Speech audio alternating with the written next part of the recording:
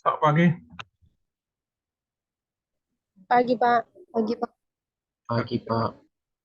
kita kuliah kembali.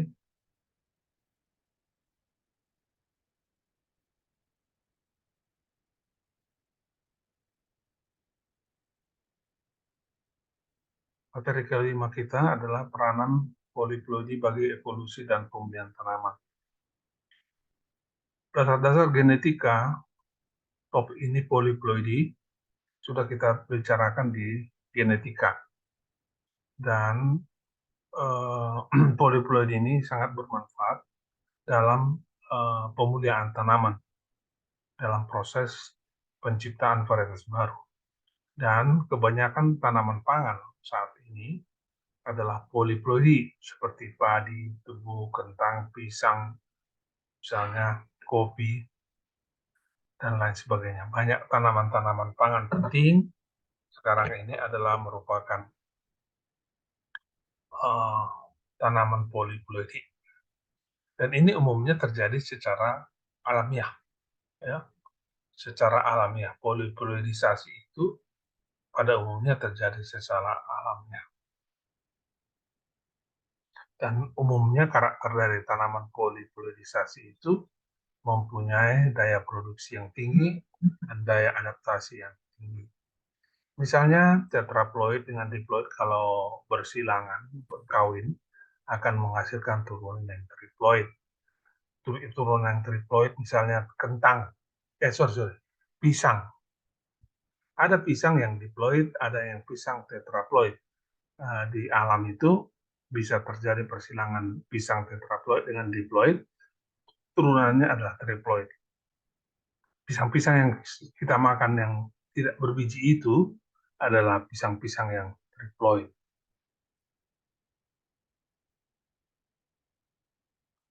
Selain secara alamiah, poliploidisasi juga dilakukan secara buatan, artinya dengan bantuan manusia. Tujuannya adalah memperbaiki karakter kuantitatif tertentu tanaman, misalnya seperti besar organ tanaman, supaya umbi lebih besar, bagaimana buah supaya lebih besar, bagaimana supaya kandungan kimia lebih banyak, dan seterusnya. Arah yang kedua adalah menghasilkan bastard. Bastard itu adalah melalui allopoliploidisasi. Ini juga sudah kita bicarakan di genetika. Jadi persilangan antara dua spesies yang berbeda ya, untuk menghasilkan suatu tanaman baru. Tetapi ini adalah steril. Oleh karena itu digunakanlah senyawa kolfisin untuk menghasilkan turunan yang fertil. Ini juga di genetika sudah kita bicarakan ya. Tapi harus kita ingatkan di sini bahwa apa yang kita bicarakan di genetika itu dasar-dasar genetikanya di ilmu genetika, tetapi pemanfaatannya di pemulihan tanaman. Nah, ini juga sudah kita bicarakan autoploidi, sudah kita bicarakan juga di genetika. Mempunyai tanah autoploidi itu sama seperti poliploidi yang lain, mempunyai organ yang biasanya umumnya lebih besar.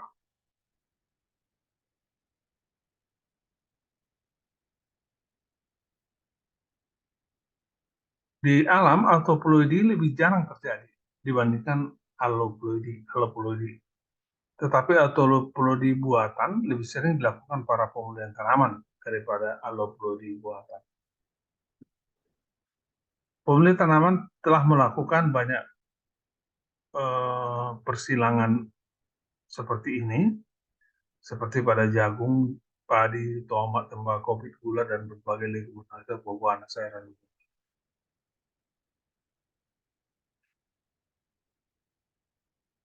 Nah, tadi sudah kita ingatkan ada triploid, itu persilangan dari tetraploid dengan diploid, turunannya triploid. Dan ini steril, misalnya pada pisang dan bit gula, sugar beets. Nah, triploid ini diperbanyak dengan aseksual. Performance dari triploid ini bit gula lebih baik dari tetraploid. Mengenai aloe juga sudah kita bicarakan tadi bahwa F1-nya kan steril dan kemudian harus digunakan kolisin untuk menggandakan jumlah kromosomnya supaya terdapat kromosom homolognya sehingga fertil.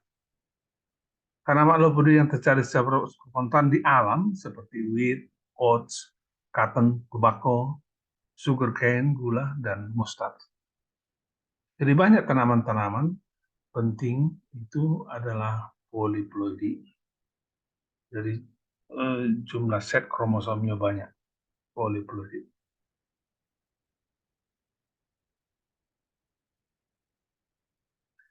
Nanti bahan kuliah ini akan saya berikan ya.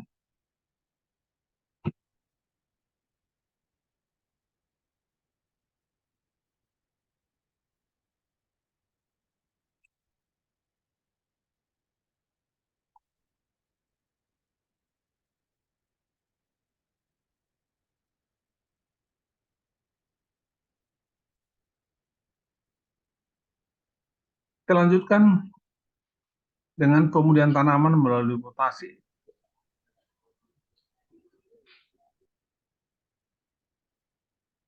Teori genetika tentang mutasi ini di genetika sudah kita pelajari, tapi harus kita singgung kembali sedikit supaya kita paham apa manfaatnya pada pemulihan tanaman.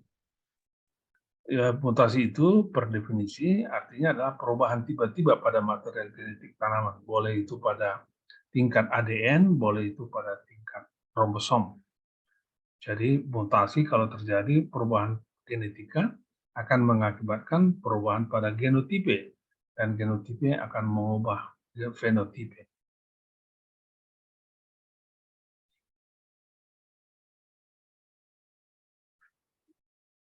Dan mutasi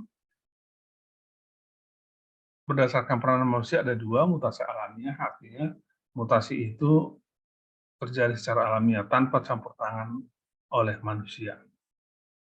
Ada mutasi buatan, yaitu oleh manusia. Jadi manusia menginduksi mutasi. Mutasi buatan disebut juga mutasi induksi. Misalnya menggunakan sinar X, menggunakan senyawa-senyawa tertentu, dan segala macam. Sudah kita bicarakan pada genetika senyawa apa saja itu. Jadi para pemulia tanaman menggunakan teori mutasi ini menciptakan keragaman genetik dan itu kemudian menjadi sumber persilangan, sumber gen untuk perkawinan dan seterusnya. Bisa juga sebagai sumber keragaman untuk diseleksi. Jadi diseleksilah dari mutan-mutan tersebut genotipe yang baik untuk dikembangkan. Jadi pada pemulihan tanaman sekali lagi mutasi itu digunakan untuk menciptakan variasi genetik. Jadi sekali lagi variasi genetik ini menjadi bahan seleksi. Jadi dari sekumpulan mutan-mutan tersebut dicarilah tanaman yang berkarakter baik. Dan kemudian dilanjutkan dengan pengujian dan kemudian minta izin untuk dilepas sebagai varietas baru. Yang kedua adalah memilih mutan-mutan untuk sebagai induk dari persilangan. Jadi diseleksi mutan-mutan yang baik, disilangkan, lalu kemudian turunannya diseleksi lagi, kemudian kalau ditemukan turunan yang lebih baik, diminta izin untuk dilepas sebagai varietas baru.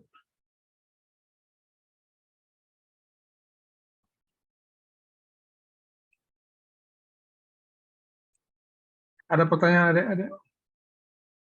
Buka dulu mikrofonnya, videonya, kameranya.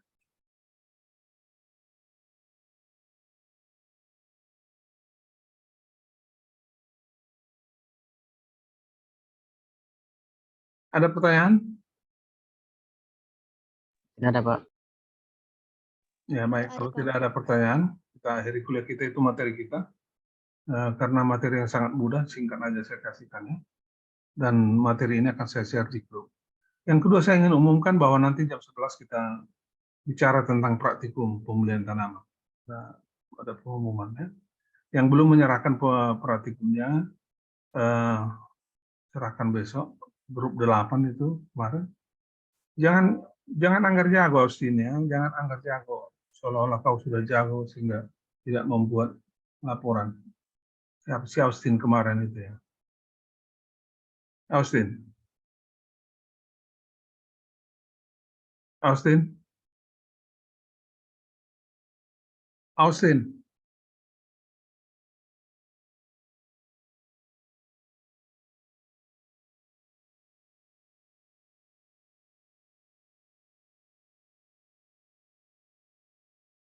Austin. Nggak nyahut ya. Berarti Austin ini tidak hadir ya. Tolong ingatkan ketua bahwa yang bersangkutan kita buat tidak hadir ya. Ketua. Baik, Pak. Austin, Joshua, Nadia semua mendengar. Baik, terima kasih atas perhatian kalian. Materi kita 2 ini sangat mudah. Sampai ketemu lagi di minggu depan. Nanti jam 11 ada mengenai praktikumnya. Terima kasih.